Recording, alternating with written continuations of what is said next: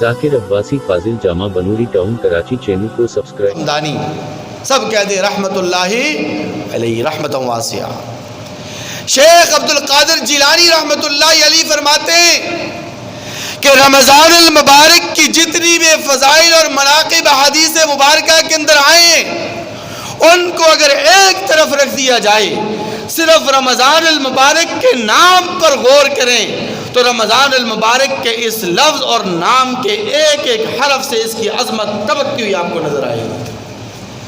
رمضان کی راہ بتلاتی ہے کہ یہ رحمت کا مہینہ ہے، رمضان کی میم بتلا رہی ہے یہ مغفرت کا مہینہ ہے، رمضان کی ضاد بتلا رہی ہے جنت کی ضمانت کا مہینہ ہے، رمضان کی الف بتلا رہی ہے کہ یہ انس و الفت کا مہینہ ہے،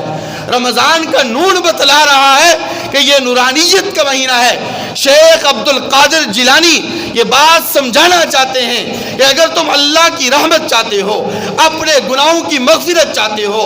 اگر جنت کی ضمانت چاہتے ہو، اللہ تبارک و تعالیٰ کی انس و الفت چاہتے ہو،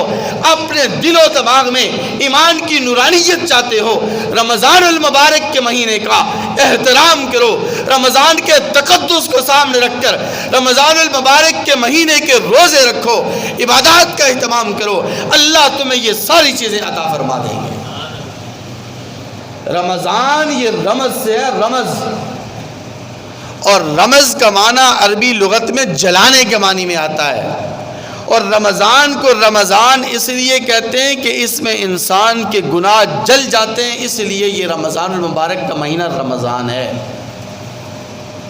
رمضان کو رمضان اس لیے بھی کہتے ہیں کہ رمز جلانے کے معنی میں آتا ہے، اور اس مہینے کے اندر انسان کا نفس جلتا رہتا ہے، خواہشات مر جاتی ہیں،